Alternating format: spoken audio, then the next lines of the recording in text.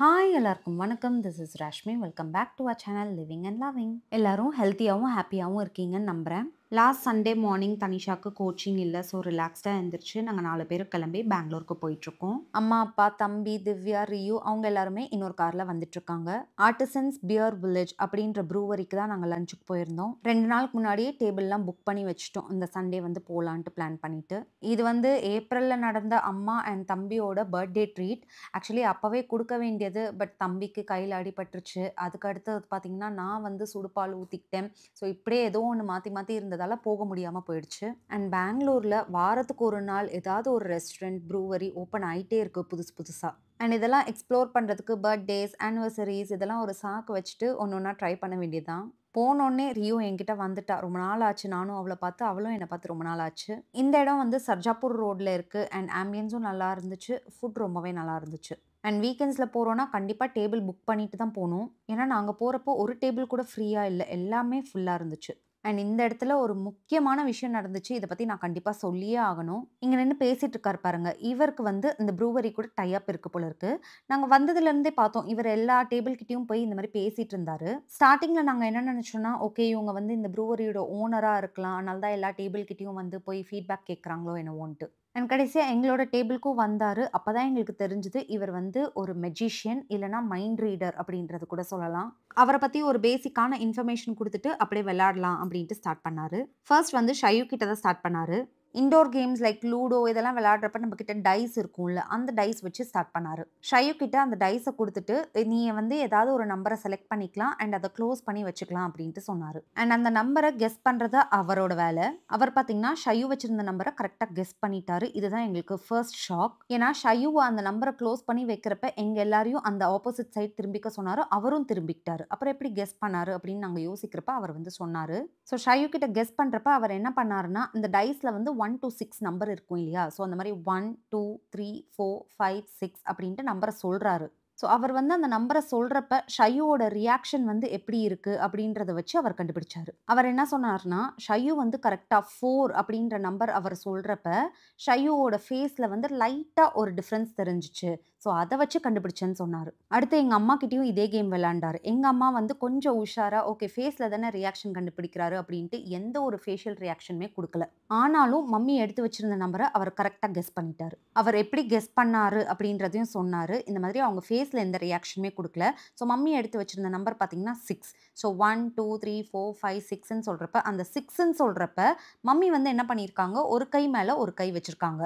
So அவர் 6ன்னு number சொல்கிறப்ப அந்த மேலே இருக்க கையை வச்சு அந்த கீழே இருக்க கையை இப்படி ஒரு தடவுனாங்க அப்படின்ட்டு சொன்னார். அந்த டிஃப்ரென்ஸை அவர் கண்டுபிடிச்சு அந்த நம்பரை கரெக்டாக கெஸ் பண்ணியிருக்காரு. இதுக்கு அடுத்தது யாராவது ஒரு வாலண்டியர் வாங்க கேம் விளையாடுறதுக்குன்னு சொன்னார். நான் வரேன்னு சொன்னேன். ஸோ அவர் என்ன சொன்னார்னா, இந்த தடவை நம்பர்ஸ் இல்லை, நீங்கள் வந்து ஒரு நேம், அதாவது இங்கே வந்திருக்கவங்கள விட்டுட்டு இதை தவிர வேற உங்களுக்கு யாராவது ரொம்ப இமோஷ்னலாக ரொம்ப அட்டாச்சாக இருக்கிறவங்க நேம் எழுதுங்க ஒரு பேப்பர்லன்னு சொன்னார். ஸோ அதை பேப்பரில் எழுதிட்டு என்கிட்டயே வச்சுக்க சொன்னார். ஃபர்ஸ்ட் வந்து எத்தனை லெட்டர் இருக்கிற பேர் அப்படின்றது கரெக்டாக கெஸ் பண்ணார். அதுக்கப்புறம் ஃபர்ஸ்ட் லெட்டர் என்னன்றது கெஸ் பண்ணார். அதே மாதிரி பார்த்தீங்கன்னா அந்த நேம் ஃபுல்லாகவே கரெக்டாக கெஸ் பண்ணி எழுதி எனக்கு காமிக்கிறாரு. ஒரு ஒரு லெட்டரையும் கெஸ் பண்ணுறப்ப A to Z வரைக்கும் சொல்லி சொல்லி அவர் வந்து கெஸ் பண்ணிக்கிட்டாரு. நான் மனசில் நினச்சி எழுதின ஒரு பேரை எப்படி இவர் கண்டுபிடிச்சாரு அப்படின்ற ஒரு ஷாக்கில் நான் கேட்கவே மறந்துட்டேன். நான் என்ன மாதிரி ரியாக்ஷன் கொடுத்தேன், என்ன டிஃப்ரென்ஸ் தெரிஞ்சது, எப்படி கண்டுபிடிச்சிங்க அப்படின்ட்டு. அண்ட் நான் எழுதியிருக்க பேர் வந்து பார்த்தீங்கன்னா என்னோட க்ளோஸ் ஃப்ரெண்ட் விஜி அவங்களோட பேரை தான் எழுதினேன். ஸோ அவரோட ஹேண்ட் ரைட்டிங் மட்டும்தான் வேறு மாதிரி இருந்துச்சு தவிர நான் என்ன பேர் எழுதியிருக்கனோ அப்படியே அச்சு அசலாக VIJI அப்படின்ற பேரை அப்படியே எழுதி அதை வந்து எனக்கு ஒரு சொவினியர் மாதிரியே கொடுத்துட்டாரு. நான் எழுதியிருக்கிறதும் நீங்கள் எழுதிக்கிறதும் உங்களுக்கு ஒரு கிஃப்டாக வச்சுக்கோங்க அப்படின்ட்டு. ஸோ நல்லா சாப்பிட்டுட்டு இந்த மாதிரி கேம்லாம் விளாண்டுட்டு பயங்கர ரெஃப்ரெஷிங்காக இருந்துச்சு. அப்படியே பக்கத்தில் இருந்த ஃபீனிக்ஸ் மார்க்கெட் சிட்டி மாலுக்கு போயிருந்தோம். என்னோட பர்த்டேக்கு வந்து மம்மி ஜாரா கிஃப்ட் கார்டு கொடுத்துருந்தாங்க. ஸோ மாலில் போய் ஏதாவது பர்ச்சேஸ் பண்ணிக்கலான்ட்டு போயிருந்தோம். ஜாரா ஸ்டோருக்குள்ளே போனால் அவ்வளோ க்ரௌடடாக இருந்துச்சு. 40% ஆஃப் போட்டிருந்தாங்க. ஆனால் என்னவோ தெரியல, இந்த ஆஃபர் இருந்த க்ளோத்ஸ்லாம் வந்து பார்த்தீங்கன்னா கொஞ்சம் டேமேஜ்டா, அதுக்கப்புறம் ரொம்ப அழுக்கா இந்த மாதிரி இருந்துச்சு. கடைசியில் ஜாரா ஸ்டோரில் எனக்கு எதுவுமே செட் ஆகலை. டேனி ஷையு மட்டும் அவங்களுக்கு ஏதோ 2 துணிங்க வாங்கிட்டு வந்துட்டோம் வெளியே. அப்புறம் அப்படியே வீட்டுக்கு கிளம்பி போயாச்சு. ஸோ இப்படி தான் எங்களோட வீக்கெண்ட் முடிஞ்சுது.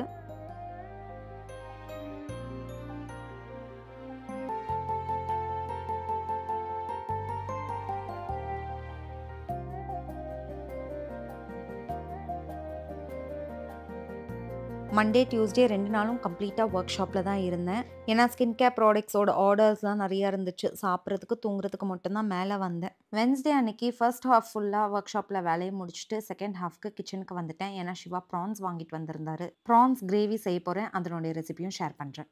அதுக்கு ஒரு பேன்ல எண்ணெய் சேர்த்துட்டு, 1 ஸ்பூன் அளவுக்கு இஞ்சி பூண்டு பேஸ்ட் அத நல்லா எண்ணெயிலேயே வதக்கிட்டு, அந்த பச்சை வாசனை போனதுக்கப்புறம் நான் 2 பெரிய வெங்காயத்த நல்லா ஸ்லைஸ் பண்ணிட்டு, பேஸ்ட் பண்ணி வச்சிருக்கேன். அதையும் சேர்த்துட்டு, அந்த வெங்காயம், இஞ்சி, பூண்டு இது எல்லாத்தோட பச்சை வாசனை போற வரைக்கும் எண்ணெயிலேயே நல்லா வதக்கிக்கலாம். இதுக்கப்புறமா 2 தக்காளிய ஃபைனா சாப் பண்ணி வச்சிருக்கேன், நாட்டு தக்காளி. இத சேர்த்துட்டு டொமேட்டோ நல்லா மஷியா ஆகுற வரைக்கும் நல்லா வதக்கிக்கலாம். தக்காளி நல்லா வதங்குனதுக்கப்புறம் 1/4 ஸ்பூன் மஞ்சத்தூள், 3/4 ஸ்பூன் சீரகத்தூள், 1 ஸ்பூன் தனியாத்தூள், 3/4 ஸ்பூன் கரம் மசாலா, 2 ஸ்பூன் மிளகாய் தூள் இது எல்லாத்தையும் நல்லா சேர்த்துட்டு வதக்கிக்கலாம். இந்த டைம்ல இதுக்கு தேவையான அளவுக்கு உப்பும் சேர்த்துக்கலாம். இந்த மசாலாலாம் குக் ஆகுற டைம்ல ஒரு கை நிறைய கருவேப்பிலைய சேர்த்துக்கலாம். நல்லா ஃப்ளேவர்ஃபுல்லா இருக்கும். கூடவே 3 பச்சை மிளகா கீறி வச்சிருக்கேன். அதையும் சேர்த்துக்கலாம்.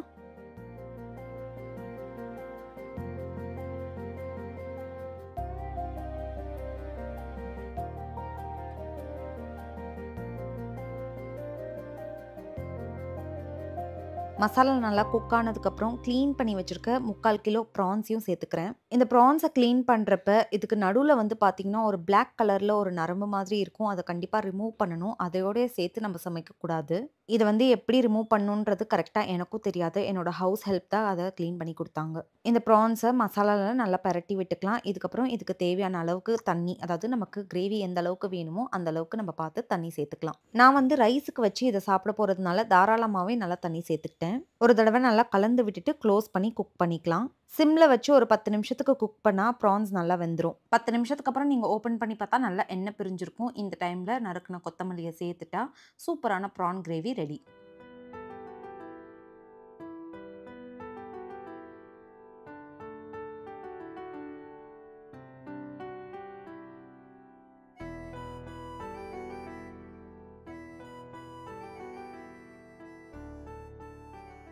சமைச்சு முடிச்சுட்டு வெளியே கொஞ்சம் ஒர்க் இருந்துச்சு. அதெல்லாம் ஃபினிஷ் பண்ணிட்டு நான் வரப்ப சிவாவும் கரெக்டாக லஞ்சுக்கு வந்திருந்தாரு. ஸோ நான் இன்னைக்கு ப்ரான் கிரேவிக்கு என்ன செஞ்சுருந்தேன்னா கீ ரைஸ் செஞ்சுருந்தேன். பிளெயின் ரைஸ் விட கீ ரைஸ் வந்து இந்த ப்ரான் கிரேவிக்கு ரொம்ப நல்லாயிருக்கும். காம்போ செம்மையாக இருந்துச்சு. கண்டிப்பாக ட்ரை பண்ணி பாருங்கள்.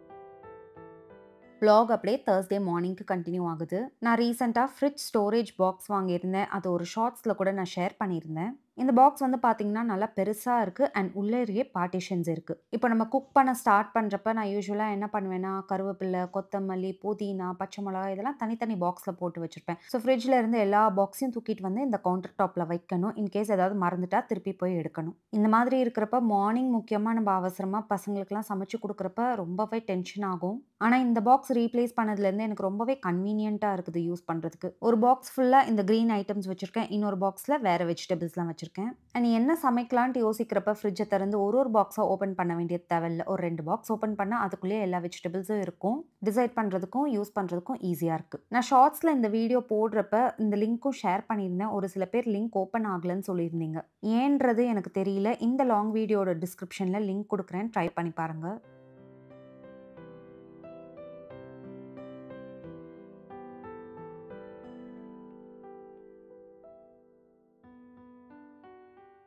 அன்னைக்கு பசங்கள ஸ்கூலுக்கு அனுப்பிச்சுட்டு, என்னோட ரெகுலர் லெமன் ஹனி ட்ரிங்க் எடுத்துக்கிட்டு ஒரு 10 மினிட்ஸ் ரிலாக்ஸ் பண்ணிக்கிட்டேன். அந்த அன்னைக்கு வந்து நான் அதிசயமா ரொம்ப நாள் கழிச்சு, இல்ல ரொம்ப மாசம் கழிச்சே சொல்லலாம், ஒரு hair care and skin care பண்ணேன்.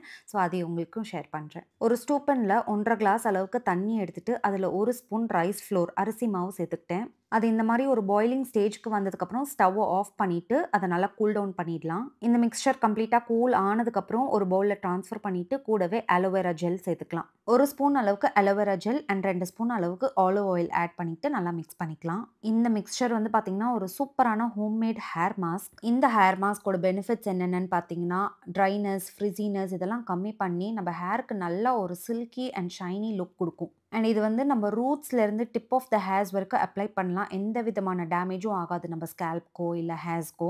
நாங்க இந்த புது வீட்டுக்கு வந்து ஆல்மோஸ்ட் 11 மந்த்ஸ் ஆயிடுச்சு.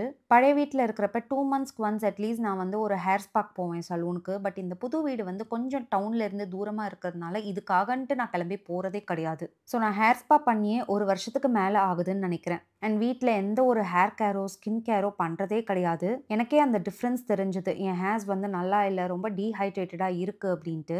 அண்ட் ஏஜும் பார்த்தீங்கன்னா லேட் 30s ஸ்டார்ட் ஆயிடுச்சு. ஸோ இனிமேலாவது ஹேர் அண்ட் ஸ்கின்னுக்கு வீக்லி ஒன்ஸ் அட்லீஸ்ட் ஏதாவது ஒரு கேர் குடுக்கலான்ட்டு நான் டிசைட் பண்ணிட்டேன். இந்த டிசிஷன் எடுத்தது already too late. But it's okay. இப்பத்துல இருந்தாவது கொஞ்சம் ஸ்டார்ட் பண்ணி மெயின்டெயின் பண்ணலான்ட்டு பார்க்குறேன். ஸோ இது வந்து ஒரு Korean style hair mask. Koreans வந்து ரைஸ் ஃப்ளோர் நிறைய யூஸ் பண்ணுவாங்க அவங்க ஹேர் அண்ட் ஸ்கின் கேருக்கு. ஸோ கம்ப்ளீட்டாக அப்ளை பண்ணிட்டு ஒரு 30 மினிட்ஸ்க்கு அப்புறம் தான் நம்ம ஹேர் வாஷ் பண்ணணும். அண்ட் என்னோட ஃப்ரெண்ட்ஸ்லாம் இப்போ ரீசெண்டாக நாங்கள் மீட் பண்ணுறப்ப கூட உனக்கு முடியே கொட்டாதா, இன்னும் இவ்வளோ முடி இருக்கு அப்படிலாம் சொல்லிட்டு இருந்தாங்க. அப்படிலாம் இல்லை, எனக்கும் நிறைய ஹேர் ஃபால் இருக்கு. அண்ட் நான் இப்போ காமிக்கிறது ரொம்ப கம்மி. ஹேர் வாஷ் பண்ணுறப்ப இன்னும் நிறையவே ஹேர் ஃபால் இருக்கும். அண்ட் ஸ்டடீஸே என்ன சொல்லுதுன்னா ஒரு நாளைக்கு 100 to 150 ஹேர் ஃபால் ஆகுறது இஸ் ஓகே அப்படின்ட்டு. பட் ஃபால் ஆகிற ஹேர் வந்து ரீக்ரோத் ஆகுறதுக்கு என்னெல்லாம் ஸ்டெப்ஸ் எடுக்கணுமோ அதை நம்ம பண்ணி தான் ஆகணும். ஸோ இப்போ நம்ம ஹேர் வாஷ் பண்ணுறதுக்கு ½ an hour டைம் இருக்குது. குவிக்காக ஒரு ஃபேஸ் பேக்கும் பார்த்துடலாம். ஒரு மிக்சர் ஜாரில் 1 ஸ்பூன் அளவுக்கு உளுந்து எடுத்திருக்கேன். அதை வந்து நல்லா ஃபைனாக பிளெண்ட் பண்ணிக்கலாம். இது வந்து ஒரு பர்சன் அப்ளை பண்ணுறதுக்கான குவான்டிட்டி சொல்லியிருக்கேன். இந்த பவுடரை ஒரு பவுலில் ட்ரான்ஸ்ஃபர் பண்ணிவிட்டு கூடவே நம்ம ஹனியும் சேர்த்து நல்லா மிக்ஸ் பண்ணிக்கலாம். இந்த ஃபேஸ் பேக்கோட கன்சிஸ்டன்சி ரொம்ப ரன்னிங்காக இருக்கக்கூடாது. ஓரளவுக்கு திக்காக நம்ம மிக்ஸ் பண்ணிக்கிட்டா தான் அப்ளை பண்ணுறதுக்கு கரெக்டாக இருக்கும். ஸோ இப்போ பாருங்கள், இதுதான் கரெக்டான கன்சிஸ்டன்சி. இந்த ஃபேஸ் பேக்கோட பெனிஃபிட்ஸ் வந்து பார்த்திங்கன்னா நம்ம ஸ்கின் வந்து டார்க்னஸ் ஆயிருக்கும், ஏதாவது ஒரு ரீசன்னால இருக்கலாம். நம்ம ஸ்கின்ல இருக்க அந்த டார்க்னஸை கம்மி பண்ணி நம்ம ஒரிஜினல் ஸ்கின் டோனை வெளியே கொண்டு வரது தான் இந்த ஃபேஸ் பேக்கோட ப்ராப்பர்ட்டிஸ். என்னோட ஸ்கின்லாம் சுத்தமாக மெயின்டெனன்ஸ் இல்லாமல் இருந்துச்சு. ஸோ இந்த ஸ்கின் கேர் வந்து கண்டிப்பாக ஹெல்ப் பண்ணணும்னு நினைக்கிறேன்.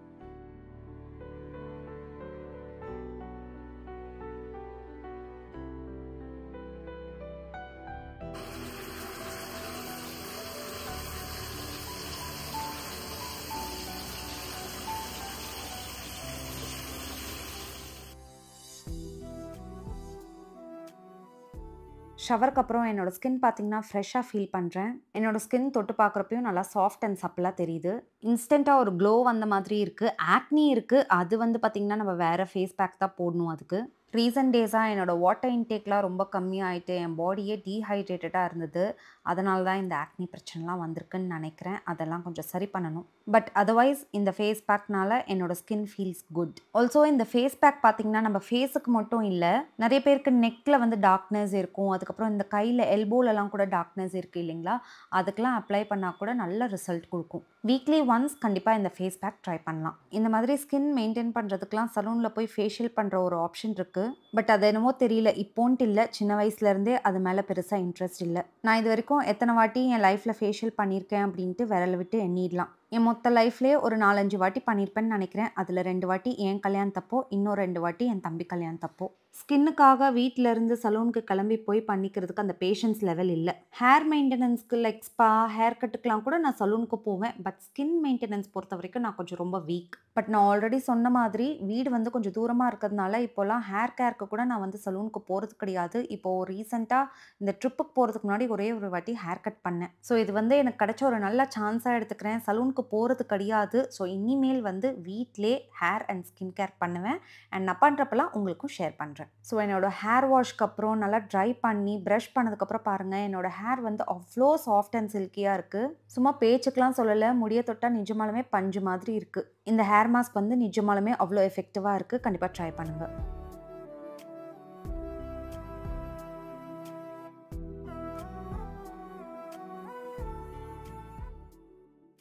சூப்பரான செல்ஃப் கேர்லாம் முடிச்சுட்டு அன்றைக்கி ஆஃப்டர்நூனுக்கு மேலே ஒர்க் ஷாப்புக்கு வந்துட்டேன். நான் மண்டே, டியூஸ்டே ஆல்ரெடி ப்ராடக்ட்ஸ்லாம் ப்ரிப்பேர் பண்ணி பேக் பண்ணி வச்சுருந்தேன். லோக்கலில் டெலிவரி கொடுக்க வேண்டியதெல்லாம் டியூஸ்டேவே பண்ணி முடிச்சுட்டேன். அவுட் ஸ்டேஷனுக்கு கொடுக்க வேண்டியதெல்லாம் கரெக்டாக பேக் பண்ணிட்டேன்னா, அட்ரஸ் கரெக்டாக எழுதியிருக்கேனான்ட்டு இதெல்லாம் ரீசெக் பண்ணிவிட்டு கொரியர் போய் சென்ட் பண்ணிட்டேன். லாஸ்ட் வீக்கோட ஆர்டர்ஸ், மேனுஃபேக்சரிங், ஷிப்மெண்ட் இதெல்லாம் வெனஸ்டே ஈவினிங்குள்ளேயே நான் ஃபினிஷ் பண்ணிட்டேன். இன்னும் நெக்ஸ்ட் செட் ஆஃப் ஆர்டர்ஸ் வந்து கம்மிங் வீக் மண்டேலேருந்து தான் ஸ்டார்ட் பண்ணுவேன். ஏன்னா இந்த வீக்கெண்ட் வந்து டானிஷ் ஐயோ கூட கொஞ்சம் நிறைய டைம் ஸ்பெண்ட் பண்ணுற மாதிரி இருக்கும். ஏன்னா அவங்களோட பீரியாடிக் அசஸ்மெண்ட் டெஸ்ட் வந்து ஸ்டார்ட் ஆகுது. இந்த சாட்டர்டே சண்டே அவங்க கூட உட்காந்து கொஞ்சம் ஓரளவுக்கு அவங்கள ப்ரிப்பேர் பண்ணி விட்டுட்டேன்னா அப்புறம் மண்டே அவங்கள ஸ்கூலுக்கு அனுப்பிச்சதுலேருந்து நான் ஸ்டார்ட் பண்ணிப்பேன் என்னோட வேலையை. ஸோ நான் இப்போ என்ன பண்ணிட்டுருக்கேன்னு பார்த்தீங்கன்னா, பட்டர் ஃப்ரூட்டோட மில்க் ஷேக் வந்து ரெடி பண்ணிட்டுருக்கேன். பட்டர் ஃப்ரூட் வந்து மில்க் ஷேக் ஃபார்ம்லலாம் இல்லாமல் டேரெக்டாக அப்படியே கன்சியூம் பண்ணுறப்ப வெயிட் லாஸ்க்கு நல்லா ஹெல்ப் பண்ணணும்னு சொன்னாங்க. ரொம்ப வருஷத்துக்கு முன்னாடி அதை நான் ஒரு ட்ரை பண்ணி பார்த்தேன். ஆனால் சத்தியமாக என்னால் வந்து அப்படியே சாப்பிட முடியல டேரெக்டாக. எனக்கு அந்த டேஸ்ட் கொஞ்சம் கூட பிடிக்கல. அதே மில்க் ஷேக் ஃபார்மில் வந்து நான் செஞ்சு குடிக்கிறப்ப எனக்கு அவ்வளோ பிடிச்சிருக்கு. அண்ட் பட்டர் ஃப்ரூட் வந்து சின்ன வயசுலேருந்தெல்லாம் நான் சாப்பிட்டு பழகின ஃப்ரூட் கிடையாது. ஒரு 5 இயர்ஸ் முன்னாடிலேருந்து தான் அதை கன்சியூம் பண்ண ஆரம்பிச்சிருக்கேன். எனக்கு வெயிட் லாஸே ஆகலைனாலும் பரவாயில்ல, பிடிக்காம அத டைரக்ட்டா சாப்பிடுறதுக்கு பதிலு இந்த மாதிரி மில்க் ஷேக்கா செஞ்சு குடிக்கலான்ட்டு அப்பத்துலேருந்து இப்போ வரைக்கும் இப்படி தான் குடிச்சிட்டுருக்கேன். அது என்னமோ தெரியல, ஒரு சில விஷயம்லாம் அதில எவ்வளோ ஹெல்த் பெனிஃபிட்ஸ் இருக்குன்னு தெரிஞ்சு கூட என்னால வந்து அத அக்செப்ட் பண்ணிக்கிட்டு சாப்பிட முடியல. 2 ரீசன். ஒண்ணு வந்து சாப்பிட்டு பார்த்து டேஸ்ட் பிடிக்காததுனால.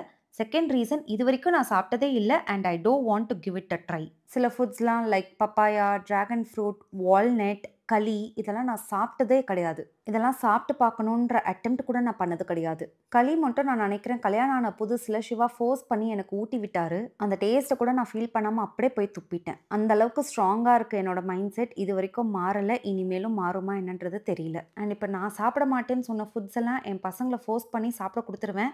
இதனாலேயே என் பசங்க கிட்ட நான் நெறைய திட்டு வாங்கியிருக்கேன். நீங்க மட்டும் சாப்பிட மாட்டேங்கிறீங்க. எங்கள மட்டும் இப்படி சாப்பிட சொல்லி டார்ச்சர் பண்றீங்கன்ட்டு. அது ஒண்ணும் இல்ல. என்ன மாதிரி அவங்க ஆயிடக்கூடாது. எக்கச்சக்கமான ஹெல்த் பெனிஃபிட்ஸ் இருக்க ஃபுட்லாம் நான் மிஸ் பண்ணிட்டேன். அவங்களுக்கு அந்த மாதிரி மிஸ் ஆகக்கூடாதுன்ற ஒரு அக்கறையில தான் நான் அப்படி பண்றேன். ஸோ சின்ன வயசுல இருந்தே அவங்களுக்கு எப்படியாவது கன்வின்ஸ் பண்ணி குடுத்துட்டா அவங்களுக்கும் அது பழகிடும். இந்த விஷயத்துல டானிஷ் ஐயூ கிட்ட மட்டும் இல்ல, சிவா கிட்டயும் நெறைய திட்டு வாங்கியிருக்கேன். ஒரு வாட்டி திட்டு வாங்குறப்பயும் அந்த கில்ட் ஃபீலிங் இருக்கும். பட் இருந்தாலும் அத வந்து அக்செப்ட் பண்ணிட்டு என்னால அத சாப்பிடலாம் முடியாது. என்ன மாதிரி யாராச்சும் இருந்தா கமெண்ட் பண்ணுங்க. சரி ரொம்ப மொக்க போட்டேன்னு நெனைக்கிறேன். இந்த விளாக இங்க எண்ட் பண்ணிக்கிறேன். இன்னொரு இன்ட்ரெஸ்டிங்கான விளாக்ல நெக்ஸ்ட் வீக் உங்க எல்லாரையும் நான் மீட் பண்றேன். Until then it's bye from Rashmi. Take care. Thanks for watching.